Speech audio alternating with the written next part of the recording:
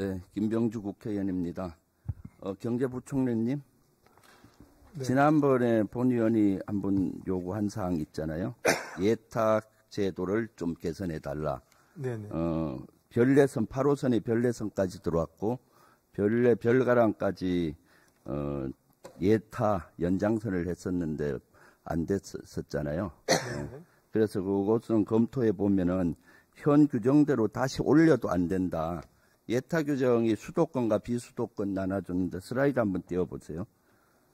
그때 기억을 상기시키면은 수도권과 비수도권은 경제성, 정책성 평가 비율이 다르고 비수도권은 지역 균형 발전 비율이 있는데 여기는 수도권은 포함이 안 되잖아요.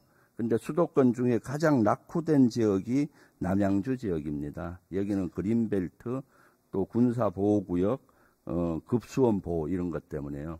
그래서 지금 현 예비 타당성 제도로는 도저히 다시 해도 안 됩니다. 근데 이것은 그 지역이 한 10만 정도의 인구가 원하는 지역이고, 이제는 의정부하고 별내면 이런 데 인구가 다 이 지역에 와서 8호선을 타거든요. 그래서 수도권에서 지역 균형 발전 비율을 올리든가 아니면 경제성과 정책성 평가를 5대5 정도에서 이런 수도권 중에서 낙후된 지역은 좀 예외 규정을 좀 보완을 해달라고 지난번에 요구했었잖아요.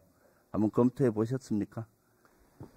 네, 뭐 말씀을 주셔가지고 저희가 뭐 검토는 하고 있습니다만은, 네. 네, 기본적으로는 지금 수도권 안에서의 낙후 지역에 대해서 지금 다시 이제 원래 수도권 비수도권에서 네. 그 비수도권의 개량 부분들을 좀 저희가 줄여주는 부분들을 하고 있었는데, 수도권 안에서의 낙후 지역까지 하는 게 좀 이게 큰 틀에서 제도를 바꾸는 거라서 좀 시간이 걸립니다. 그래서 그것은 좀 시간이 걸리더라도 꼭 이것은 검토를 해주세요. 실제 수도권 지역에서 서울을 중심으로 360도 보면은 남양주 지역이 가장 낙후됐어요. 남쪽, 서쪽, 북쪽은 다 개발됐는데 각별히 좀 관심 가져주세요. 네, 그렇게 하겠습니다만, 네네. 하여튼 이 지역 간에 이게 워낙 복잡하기 때문에 또 이제 가장 낙후된 거에 대한 판단이 또 다를 수가 있습니다. 아니 실제로 낙후돼서 이제 남양주 지역은 개발이 되고 있잖아요. 왕숙 신도시가 개발되고 별내동이 되고 이제 진접 2지구가 또 새로 이루어지고요. 다산도 최근에 만들어지고 그 지역이 가장 그런 지역이니까 관심 가져주시고요. 네, 하여튼 뭐 계속 검토하겠습니다. 네, 국토부 장관님. 국토부 1차관 나와 있습니다. 예, 국토부에서 그 용산공원 정비구역 종합기본계획 있잖아요. 예, 있습니다. 네, 그 예산을 21년도에 용산기지 철수하고 용산공원화하는 그 계획을 만들었지 않습니까? 네. 그때 예산이 1조 2천억 원이었던가요? 11년 10월에 최초 수립할 때 1조 2천억이었습니다. 네. 몇 년도요? 11년 10월 최초 수립 당시에 예. 총 사업비가 추정 사업비가 1조 2천억이었고요. 그리고 올해 새로 그 산정했죠? 2차 변경, 3차 변경 했는데요. 예. 21년 12월에 예. 2차 변경했을 때 2조 1,400억 원이었습니다. 3차 변경 때는 총 사업비 변동은 없습니다. 2차 변동이 언제였다고요? 21년 12월이고요. 예. 3차 변동이 22년 8월인데 예. 총 사업비는 2차 변경인 21년 12월에 2조 1,400억으로 변경됐고요. 3차 변경 시에는 총 사업비에는 변동이 없습니다. 그럼 이것은 지금 계속 늦어지고 있지 않습니까? 지금 벌써 한 3년이 늦어지고 있잖아요. 정확하게 말씀드리면 아직 그 용산공원은 온전히 미군으로부터 이전을 받아야 되는데 그러니까 예, 이전을 못 받는 없어서. 이유가 지금 미군의 잔류기지를 만들어야 되는데 대통령실이 용산으로 졸속 이전하면서 대통령실 바로 옆에 신기지 잔류기지를 원래 만들기로 됐던 것이 이전을 못하고 있어서 지금 계속 3년째 지연되고 있거든요. 그러면 이 예산도 눈덩이처럼 커지겠네요. 그 부분에 대해서는 지금 앞으로 이제 기본 계획을 수립하고 그래서 해서 결정이 될 사항인데요. 조성 계획의 수준이나 이런 걸 통해서 구체적 변동이 가능하다고 하겠습니다. 그러니까 지금 대통령실이 용산으로 졸속 이전하면서 신기지가 못 만들어져서 지금 용산 공원화 계획도 계속 늦어지고 지금 3년 늦어졌는데 앞으로 몇 년 늦어질지도 몰라요. 그러면 그 예산도 눈덩이처럼 커질 것이고 그러면 그 주변 용산 개발도 늦어지고 서울 개발도 늦어지는 거예요. 그래서 용산 졸속 이전의 후가가 이렇게 커져가고 있는 거죠. 총리님, 오늘 그 윤석열 대통령께서 기자회견 하신 거 혹시 점심시간이나 이런 거 이용해서 보셨습니까? 자세히 못 봤습니다. 네. 점심시간에 좀 주요 장면 보셨으면 좋은데요. 대통령께서는 대통령이 별명하는 자리가 아니다라고 얘기를 했어요. 근데 제가 봤을 때는 거짓말과 별명으로 가득 찬 그 기자회견이었어요. 특히 보면은 명태균 논란과 관련해서 부적절한 일 한 적이 없다. 누구를 공천 주라고 한 적도 없다. 이렇게 얘기했습니다. 총리님 어떻게 보세요? 저는 그렇게 아마 대통령실에서도 계속 말씀을 드리고 있지 않았나 싶습니다. 네, 그건 명백한 거짓말입니다. 공천에 개입한 육성이 공개가 됐잖아요. 김영선이 경선 때부터 열심히 뛰었으니까 김영선이 좀 해줘라. 이게 공천 개입이 아니고 뭐겠습니까? 육성으로도 나왔는데요. 그리고 오늘 또 기자회견 하면서 또 총선 개입을 했다고 스스로 고백을 했어요. 이번에 총선할 당시에도 많은 사람들이 대통령께 추천을 했다. 아마 총선 후보 해달라고 공천해달라고 추천을 많이 했는데 이것을 당 인재영입위원회에 보냈다. 인재영입위원회도 보냈다는 겁니다.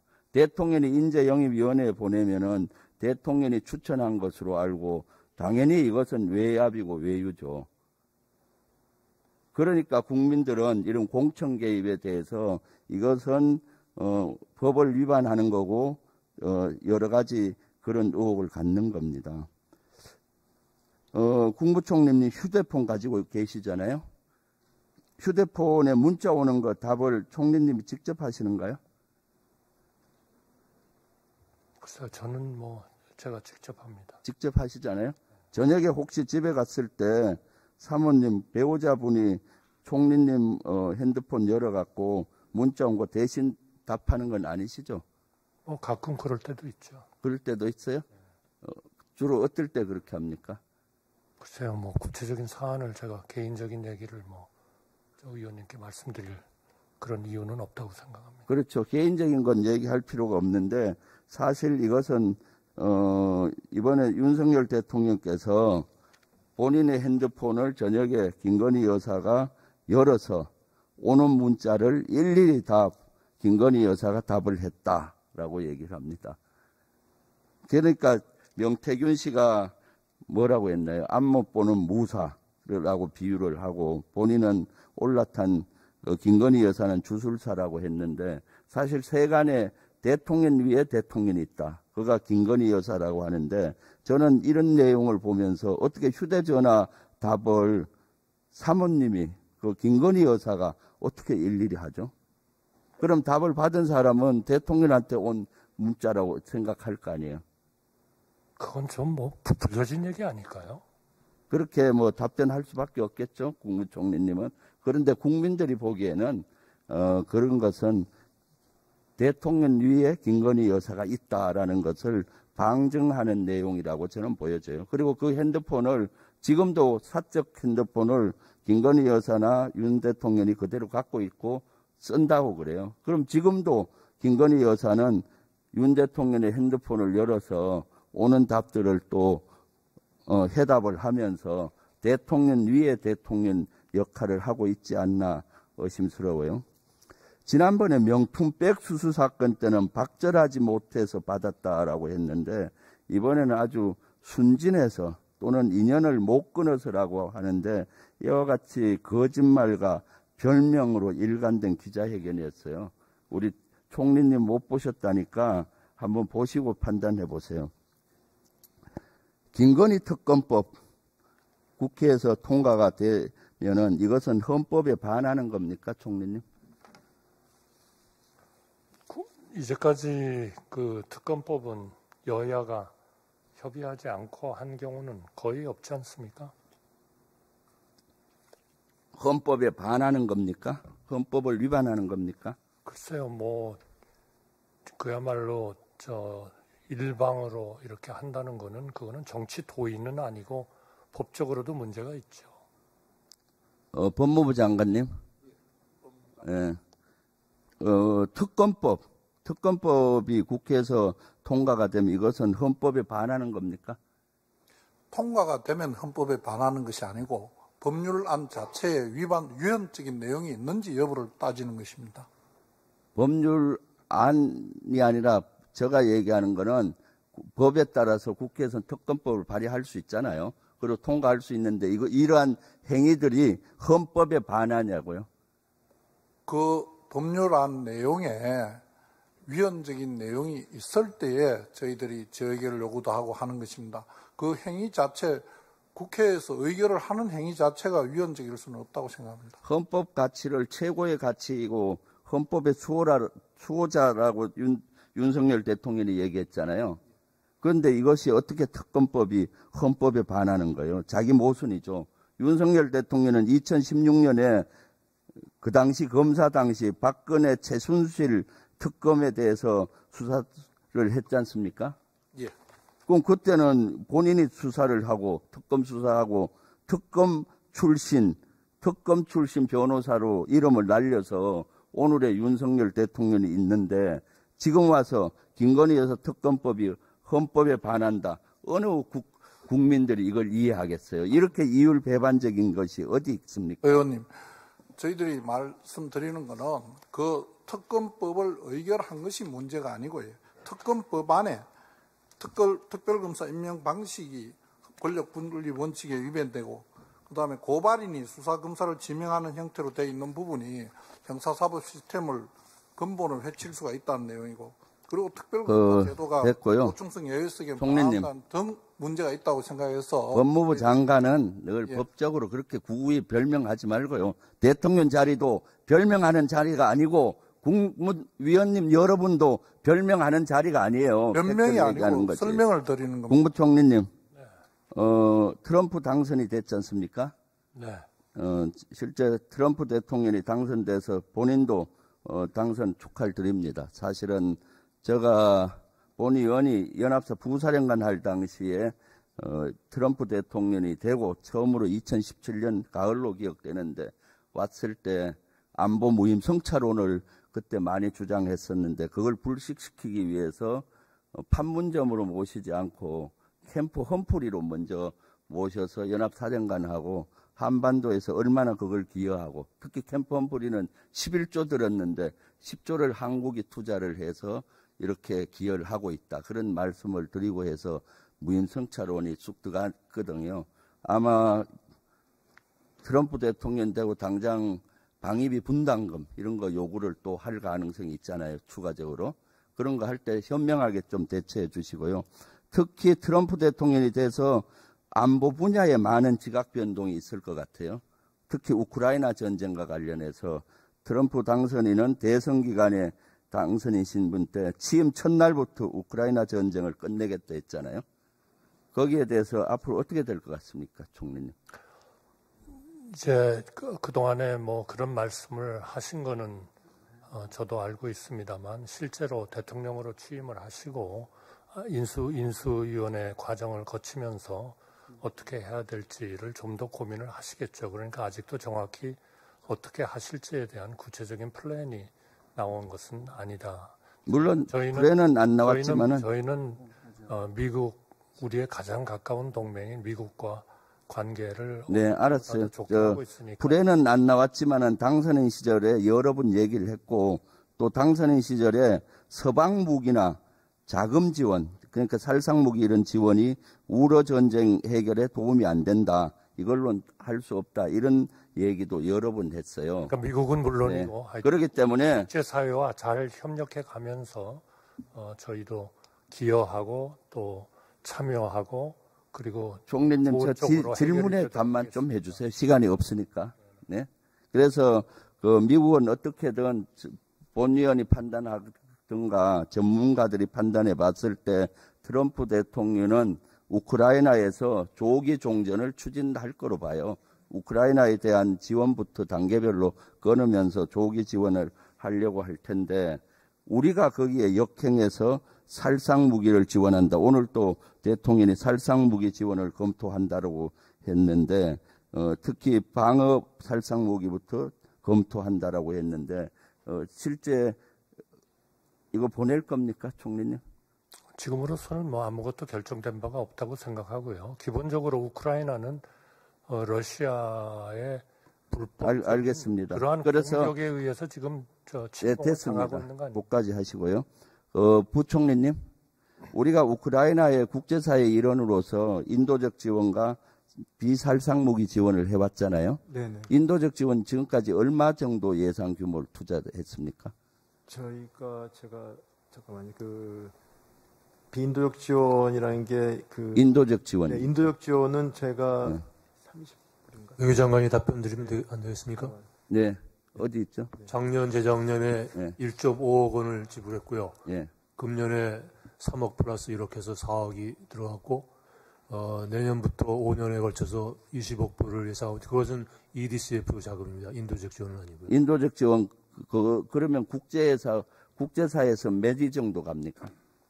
제가 그 순위는 모르겠습니다만 상당히 작은 건이죠. 규모로 돼 네. 있습니다. 비살상무기 지원 어느 규모로 했습니까? 그거는 말씀드리는 자리가 아니라고 생각합니다. 네, 비살상무기도 상당히 지원을 했고 우리가 국제사회의 일원으로 이런 지원을 많이 했어요. 안 한 것이 아니라 그런데 또 불구하고 지금 살상무기를 지원한다, 파병 창간단을 지원한다, 뭐 이런 얘기를 하고 있어요. 네, 법무부 장관님, 헌법이 우선입니까? 국방부 훈령이 우선입니까? 그럼 당연히 헌법이 우선입니다. 당연히 헌법이 우선이죠. 지금 헌법과 국방부 훈령이 이해가 상출이 돼요. 안 맞아요. 헌법 60조 2항에는 국군을 파병할 때는 국회 동의를 받으라라고 돼 있어요. 거기는 규모나 이런 건 없고.